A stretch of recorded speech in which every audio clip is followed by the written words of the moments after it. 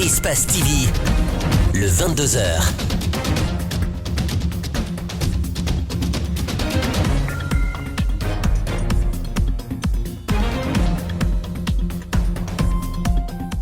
Bonsoir à tous, bienvenue aux 22h d'Espace TV. Voici les titres de ce journal.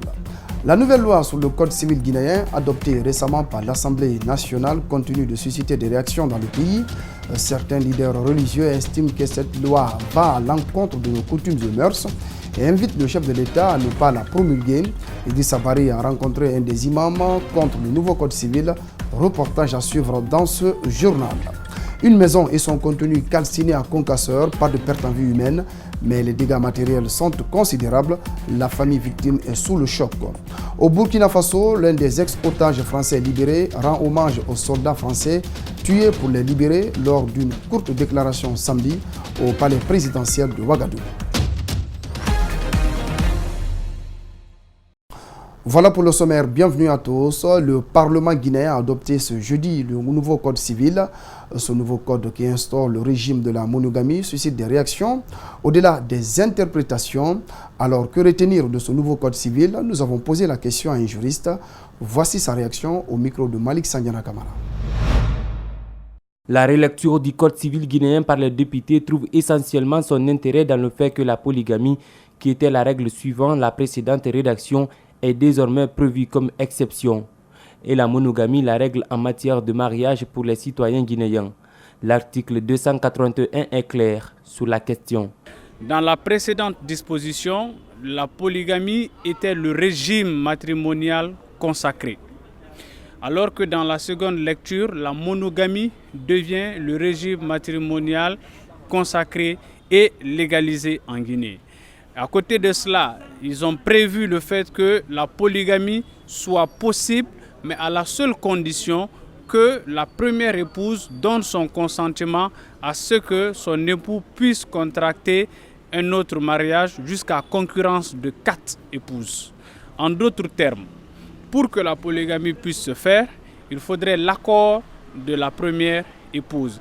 Une fois que ce code est promulgué par le président de la République, l'officier de l'état civil devrait se rassurer que la première épouse du futur polygame est d'avis avant toute célébration. Si l'accord de la première épouse n'est pas obtenu, l'officier d'état civil ne doit pas et ne peut pas célébrer ce mariage parce que ce régime serait une dérogation au principe qui est la monogamie. Cette disposition du code civil pourrait susciter beaucoup de débats dans les foyers car, estime notre interlocuteur, les premières épouses ne sont pas souvent consultées lorsqu'il s'agit d'une deuxième. Il peut effectivement y avoir des levées de boucliers à la suite de la promulgation de cette loi. Vous savez bien que nous sommes dans une société africaine qui est un peu marquée par l'autorité de l'homme dans le foyer. Et très souvent, tous les foyers polygames ont été conçus sans l'aval de la première épouse. Cependant, l'article 282 du Code civil prévoit que par dérogation aux dispositions de l'alinéa 1 de l'article précédent, le président du tribunal compétent peut, sur requête, pour des raisons graves ayant le caractère de force majeure dûment établi par les autorités médicales, autoriser le changement du régime du mariage. Comme on le constate, donc, la nouvelle loi sur le Code civil guinéen, adoptée récemment par l'Assemblée nationale, continue de susciter des réactions dans le pays. Pour ce religieux, cette loi va à l'encontre de nos coutumes et mœurs. El Hajj Mohamed Ali Souma, imam de la mosquée centrale de Kipé, demande au chef de l'État de ne pas promulguer cette loi avant de consulter le Conseil islamique de Guinée. Idrissa Bari, Ibrahima Souma. L'article 281 du nouveau Code civil guinéen, qui opte pour le régime de la monogamie, stipule qu'un homme qui souhaite épouser une seconde femme devra soumettre sa volonté à sa première dame pour que celle-ci approuve son idée. Pour ce religieux, cela est impossible. Elle ne va jamais être d'accord. Et si elle n'a pas d'accord, son mari va dire à telle qu'elle veut se marier, ma première femme refuse que je te marie. Qu'est-ce qui va se passer maintenant? Tout ce que la femme gagne maintenant, celle qui n'a pas rentré, c'est pour éliminer celle qui est à la maison. Parce que c'est celle-là qui ne veut pas qu'elle rentre. Et celle qui est à la maison maintenant, elle ne s'occupe pas maintenant à ses enfants, elle ne s'occupe pas maintenant à son mari. Tout ce qu'elle gagne maintenant, c'est chez les marabouts. Celui qui dirige la prière à la mosquée centrale de Kipé estime que la loi devrait plutôt imposer aux candidats à la polygamie de trouver une autre habitation pour sa seconde épouse. Soutenant ses propos par des versets coraniques, l'imam estime que tant que le nombre ne dépasse pas 4, ils vont célébrer des mariages dans les mosquées, ce suivant les principes de l'islam. Si ce n'est pas le 5e, on fait le mariage. Dieu a dit dans le Coran, Fankihu ma taba lakum. Il dit, il faut prendre les femmes que vous aimez. Quelles conséquences sur le plan social si ce nouveau code civil est promulgué? Elhadj Mohamed Ali Souma apporte des précisions. Si on arrive à adopter la loi, il y aura beaucoup de morts. Ça, c'est premier. Deuxièmement, il y aura toujours des malententes dans les foyers. Membre de l'Union des imams de la Basse-Côte pour la paix et la fraternité islamique, Elhadj Mohamed Ali Souma lance une invite au chef de l'État. On demande solennellement et respectueusement le président de la République de réfléchir très très bien avant de mettre la signature de cette loi. Parce que quand il signe, il y a le grand signateur. Ça, c'est le Tout-Puissant. Comment amener les élus locaux à s'impliquer davantage dans le contrôle de l'action publique et promouvoir une gouvernance locale? C'est l'objectif d'un cadre d'échange tenu en Somfonia où presque tous les présidents des conseils de quartier ont été présents. Djibril Ba, Alseni Kamara. C'est une initiative du Conseil national des organisations de la société civile. Elle consiste à faire comprendre aux élus à la base que le développement commence par leur implication effective.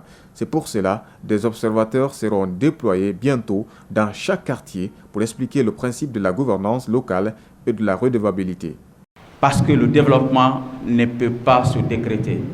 Le développement, c'est un exercice quotidien, mais qui commence par une bonne compréhension des différents enjeux, surtout au niveau local, et un nombre de citoyens s'engage en toute responsabilité de manière volontaire à répondre aux différentes problématiques et questionnements posés par la majeure partie de nos concitoyens. Il représente quasiment les 138 quartiers de Conakry. Chaque président de conseil de quartier est préoccupé par de nombreuses problématiques sur la gouvernance locale. Mais d'abord, ils évoquent la gestion des ordures. La gouvernance locale, ce n'est pas une chose qui est très facile. Mais avec les outils, comme il a été bien dit dans différents discours, nous pourrons en venir à bout et à terme. Tu dois te munir, même père de famille, tu dois te munir d'un petit balai, d'abord à nettoyer devant ta concession, pas devant ta maison, ta maisonnée. Il n'y a pas de père de famille, il n'y a pas de fils, il n'y a pas de mère. C'est aussi important. Et en plus, nous les chefs de quartier, le chef de quartier, ce n'est pas la gestion d'un certificat de résidence. Près de 1000 observateurs se mettront à la tâche dans ces réseaux. Plusieurs catégories de personnes s'y retrouvent. Nous sommes engagés à faire en sorte que l'action publique soit menée et qu'elle soit bien menée. C'est pour ça que nous avons été élus. Et je crois que ce sentiment de redevabilité aux citoyens qui nous ont élus, qui ont déposé leur carte pour nous, nous anime. Réunir toutes ces catégories sociales est une étape franchie, exulte un des organisateurs. Cependant, il reste de nombreux défis à relever. Contrôle des produits alimentaires, le ministère du Commerce en fait sa priorité. Une campagne de sensibilisation sera bientôt lancée dans les différents marchés de la capitale et ceux de l'intérieur. Objectif, renforcer le contrôle des produits de grande consommation en impliquant l'ensemble des acteurs de la chaîne. L'une de nos équipes a fait un tour dans certains marchés de la capitale. Suivez le reportage. Dans ce marché local, ils sont sensiblement pas du tout nombreux d'être au courant qu'une campagne de contrôle de qualité et de prix sur les marchandises sera bientôt menée par le ministère du Commerce. En les abordant, rien ne présage l'obstacle à une telle démarche des autorités. L'idée est bonne parce que c'est les produits que les gens consomment. Il faut que le ministère regarde les produits. Si c'est bon pour la santé, c'est très important pour le faire. Les consommateurs sont également conscients de leur état de santé. Il suggère la pérennisation de l'initiative. Ça va diminuer beaucoup de maladies dans le pays et ça c'est un grand atout quoi. La santé avant tout aussi. Bon, ce contrôle permettra de réduire le taux de saleté dans les aliments. L'objectif visé par l'Office national de contrôle des qualités est d'assainir le marché guinéen, qui pour l'instant détermine difficilement le nombre de quantités d'aliments disponibles, fait savoir le directeur général. Les produits destinés à l'alimentation en général, une fois sur le marché, c'est le contrôle de qualité qui doit suivre. Que ce soit les condiments. Même le condiment, on doit vérifier en principe. De l'importation à la production locale.